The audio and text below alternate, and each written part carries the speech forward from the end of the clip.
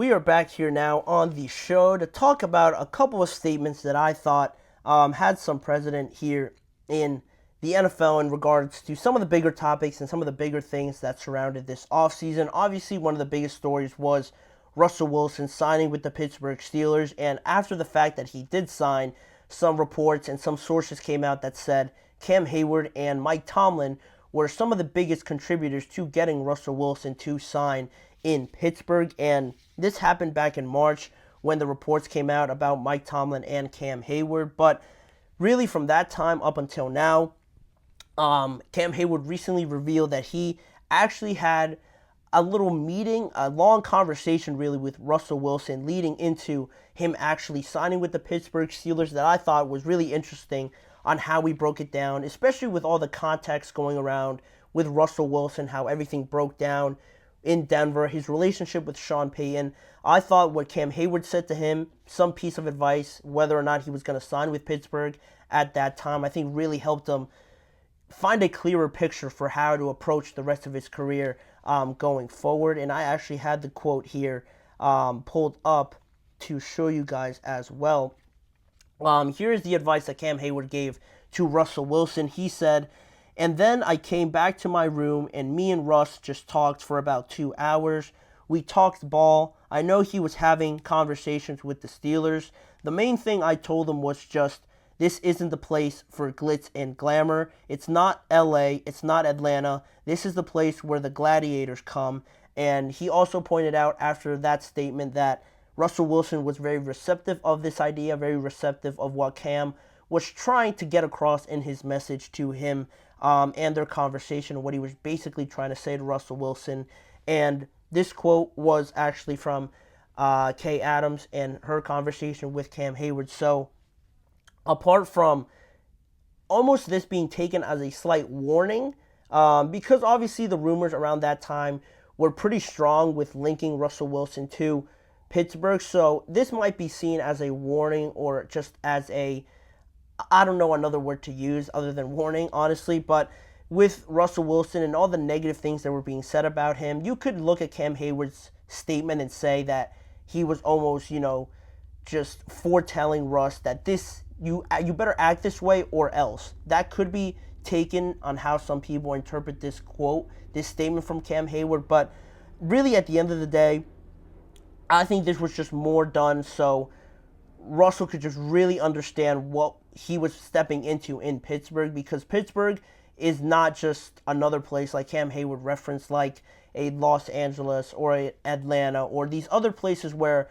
yeah, there are expectations, but because of what the Steelers represent, the organization and the history of that team, it's not so much about the outside stuff, the outside noise with whoever you are as a player. You sort of have to leave that at the door when you step foot into that organization and realize that what you're playing for, who you're playing for, especially in Mike Tomlin and that organization, goes a lot bigger and is a lot bigger than what you're bringing in as a player on a personal level. And Cam praised Russell Wilson's, apart from this statement, Cam also praised Russell Wilson's attention to detail, from doing all the little things as a veteran, right, doing it the right way, and setting a good example for the young players that they have now. Obviously, that is after the fact that he signed. So now that Russell Wilson is actually a quarterback for the Steelers, albeit on a one-year deal, now you look at that and you can analyze a little bit more. And this is where my mind sort of went in regards to this statement and in regards to what it meant to Russell Wilson at the end of the day. Why Cam Heyward said it like this is because that glitz and glamour comment that he made could stem from the off-the-field stories with, like I mentioned, Sean Payton, the Denver Broncos, the "Let's Ride" slogan that was made popular, then turned into a meme, and then all that stuff that surrounded Russell Wilson and how funny, how corny it was to some people, and just trying to bring that attitude to the Denver Broncos and then ultimately turning out how it did. That's the sort of things that I think Cam was trying to avoid and trying to get Russ to understand that they don't need any of that. They don't need Russ to be this character, because he is portrayed as this very wholesome, good guy that says all the right things, can do no wrong.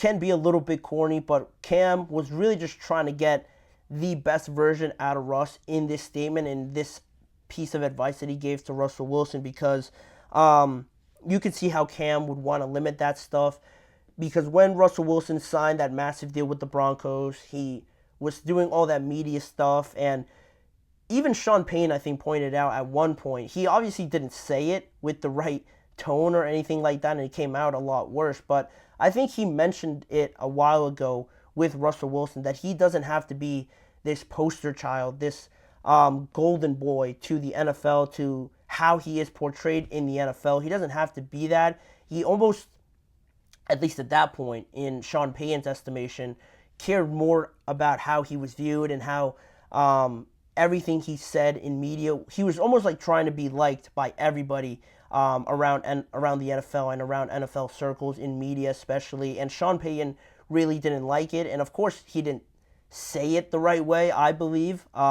It came across more harsher than I think he probably meant it to, but the message, I think, wasn't too far off, and I think the way Cam said it was a little bit better, to get Russell to understand that all that stuff, all the promotions and ads that you had with the Broncos, all of the comments that you made, all the headlines that really were made from that time in Denver, wasn't going to really slide in Pittsburgh. If he really wanted to be serious and try to revitalize his career in Pittsburgh, he had to leave all of that at the door. And I think up until now, with how reporters and sources close to the Steelers have talked about Russell during camp and things like that, it seems like he has taken that approach to heart and has taken that as a good opportunity now to really focus in on this, hammer down, and really just get back to the best version that he can be, or that the Steelers at least believe he can be on the field in 2024. Now, that period with the Denver Broncos has cast a lot of doubt in a lot of people's minds on whether or not Russ could ever be that player we saw in Seattle. I'm hopeful as a Steelers fan that you could at least get some resemblance, maybe not so much of the Russell in Seattle, but of Russell last year with Denver. Not too bad of numbers, actually better than average around the NFL. And that, to the Steelers and what they had to do with at quarterback, could be seen as a top 10 quarterback walking into their building, based on having the play of Kenny Pickett, Mitch Trubisky, and Mason Rudolph. Having the numbers and level of production that Russ produced last year, I think is game-changing for the Steelers in all honesty. So that's another reason why they decided to sign him. And just because of their poor recent performances, Cam, going back to his statement, I think it's just clearly trying to get everybody locked in and on the same page with this team, because they don't want to, throw it away. They don't want to waste this opportunity, because they have such a great defense. Their offensive line is getting better. They have great playmakers.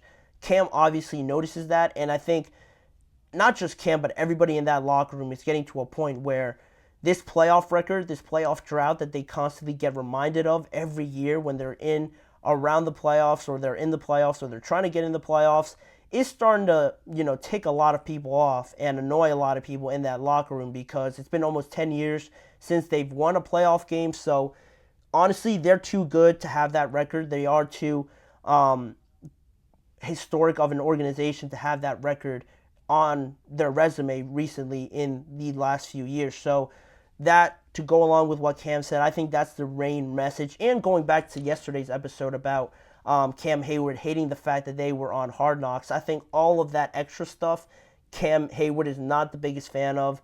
And he's really trying to limit that this season, because I think there's a lot more expectations on the Steelers now, because the quarterback can be used as an excuse now, because you definitely got better in Russell Wilson and in Justin Fields. So if they're not performing up to standard, it's got to have to be this other stuff that Cam Heyward is trying to limit. And by trying to give Russell Wilson this advice, I think it will help him.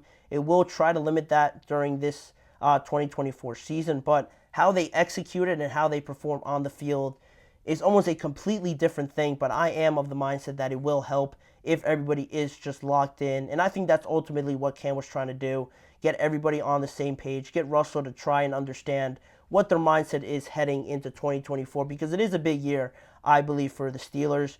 And they have to perform, or else I think more changes are just going to come after this season. And the talk is going to get louder around this team if they don't start performing to the level that their players are considered in and around the NFL. But that pretty much does it for what Cam had to say to Russell Wilson in that statement. We have one more thing to talk about on today's show. Some more statements made by Nick Sirianni on the changes coming to the Philadelphia Eagles just off of last year, on how disappointing it was and what to expect from this new look Eagles team in 2024. So stick around. We have one more thing to talk about regarding Nick Sirianni and the changes coming to the Philadelphia Eagles.